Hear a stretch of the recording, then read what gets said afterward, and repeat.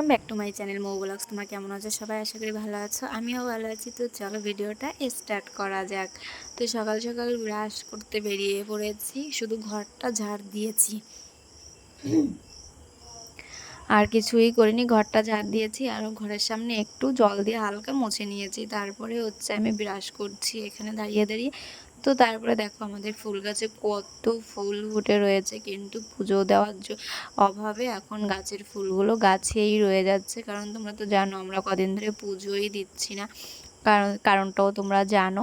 আর তার জন্য গাছের ফুল গাছেই রয়ে যাচ্ছে, কিন্তু বেশ ভালোও লাগছে, গাছে ফুলগুলো সুন্দর দেখা যাচ্ছে। কিন্তু যার শোভা যেখানে সেইখানে তো তাকে দিতেই হবে, তাই না? আর পুজোর জন্য তো ফুল ঠাকুরের চরণেই পড়ে, তো গাছে তো ফুল মানাই, ঠিক আছে, সৌন্দর্য হচ্ছে গাছে। তো তারপরে দেখো এইখানে আমি চলে এসেছি বিস্কুট খেতে, যেটা আমার ছোটোবেলা থেকে অভ্যাস আমার বিস্কুট খাওয়ার। আমি প্রচণ্ড পরিমাণে বিস্কুট খেতে ভালোবাসতাম, কিন্তু এখন হয়তো অনেকটা কমে গেছে খাওয়া।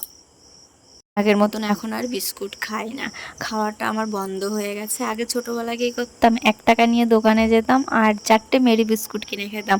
তখন একটা মেরি বিস্কুটের দাম ছিল 25 পয়সা, আর 1 টাকায় 4টে বিস্কুট হয়ে যেত। আর সেই বিস্কুটটা আমি কলের জলে ভিজিয়ে সেটাকে আমি খেয়ে নিতাম। এটা কি বলতো, এটা আমার ছোটোবেলা থেকে অভ্যাস ছিল, কিন্তু সেই অভ্যাসটা আমার চলে গেছে বিয়ের পরে। তো তারপরে দেখো এইখানে আমি চলে এসেছি ছাদে, কারণ আমি প্রায় 1 সপ্তাহ ছাদে যাই না। আর এর মধ্যে বৃষ্টি হয়েছে, একটু ঝড় হয়েছে হালকা, তো তার জন্য ছাদে প্রচণ্ড পরিমাণে পাতা পড়েছে। তো আমাদের গাছের পাতা খুব কমই পড়ে, কারণ আমাদের বাড়িতে দেখেছো গাছপালা খুব কমই আছে। তো অন্যদের বাড়ির গাছের পাতা আমাদের ছাদে এসে পড়েছে, গাছকে কি আর মানা করা যায় বলো যে আমাদের বাড়ির ছাদে এসে পড়িস না? ঝড় হলে তো পাতা টাতা পড়বেই, তাই চলে আসলাম সকাল সকাল ছাদে একটু ঝাড় দিতে।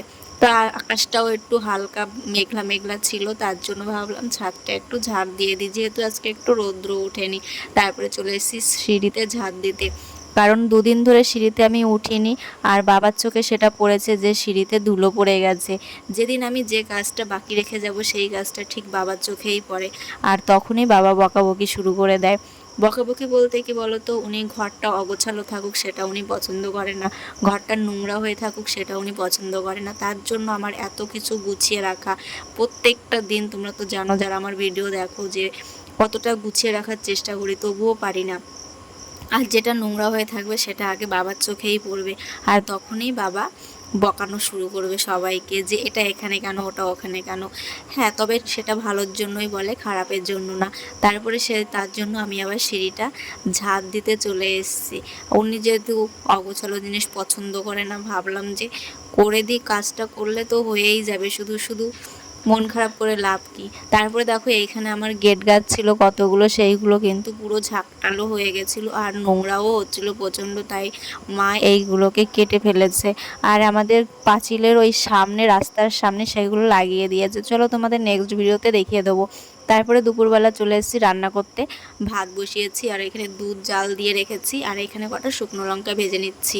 কারণ কি বলো তো, তোমরা তো জানো আমাদের সিদ্ধ ভাত, তো সিদ্ধ ভাতই আমরা করেছি, আর আমরা তেল জাতীয় কিছুই খাচ্ছি না। আমি এখন দোকানে বসে আছি আর বাবা ঘুমোচ্ছে। বাবার শরীর ভালো না তোমরা জানো, তার জন্য বাবাকে বলেছি ঘুমাতে, বাবা ঘুমোচ্ছে। আর এইখানে বসে আছি, একাই বসে আছি বলতে পারো, কেউ নেই এখানে। তো এখন দেখি ঝিরিঝিরি বৃষ্টি পড়াও শুরু হয়ে গেছে। তো চলো তোমাদের দেখাচ্ছি যে বাইরে বৃষ্টি পড়ছে, ধীরে ধীরে, বেশি জোরে পড়ছে না, এখনও অল্প অল্প পড়ছে। তো চলো তোমাদের দেখাচ্ছি। এখানে পড়ছে ঝিরিঝিরি বৃষ্টি, তো আকাশে হালকা মেঘ করেছে, জানি না জোরে হবে কিনা। তো এরকম ঝিরিঝিরি বৃষ্টি পড়ছে। তো দেখো রাস্তায় কিন্তু দেখা যাচ্ছে, যেহেতু রাস্তাটা নতুন বানানো হয়েছে তার জন্য একটু ভালো বোঝা যাচ্ছে যে বৃষ্টিটা পড়ছে। আর এখানে আমি দোকানে একাই বসে আছি, তোমরা তো জানো আমাদের দোকানের সামনেটা দেখো কত সুন্দর বানিয়েছে। তো চারিপাশটা আটকে দিয়েছে, আর আমি এখানে একা একা আটকে দিয়ে আমি আবার এইখানে বসে পড়ছি। আর এইখানে দেখো আমি দোকান থেকে চলে এসেছি আর সবাই উঠে পড়েছে, তার জন্যই দোকান থেকে আমি সামনে চলে এসেছি। আর এইখানে দেখো ঝিরিঝিরি বৃষ্টি পড়ছে সেই তখন থেকে, এখনও কিন্তু জোরেও হচ্ছে না। আর হাঁসগুলো যখনই বৃষ্টি পড়ছে তখনই দৌড়োদৌড়ি করছে, বেশ ভালো লাগে যখন হাঁসগুলো দৌড়োদৌড়ি করে। তো তোমাদের একদিন দেখাবো যে আমাদের বাড়িতে কতগুলো হাঁস আছে। আর হাঁস কিন্তু অনেকগুলো বিক্রি করে দিয়েছে, কারণ অনেক হাঁস ছিল, প্রায় 50খানা হাঁস ছিল। তো সব বিক্রি করে দিয়েছে, আর সবচেয়ে থেকে বেশি আমরাই খেয়েছি বিক্রি করার থেকে। আর তারপরে দেখো রাত্রিবেলা আমার চোখের অবস্থা, আমার চোখে ভীষণ পরিমাণে অ্যালার্জি উঠে গেছে, তার জন্য আমার চোখের এই অবস্থা। তো চলো ভিডিওটা আর বড় করছি না, ভিডিওটা যদি ভালো লাগে লাইক কমেন্ট শেয়ার সাবস্ক্রাইব করে দেবে, আর যারা ফেসবুক থেকে দেখছো তারা ফলো করে নেবে।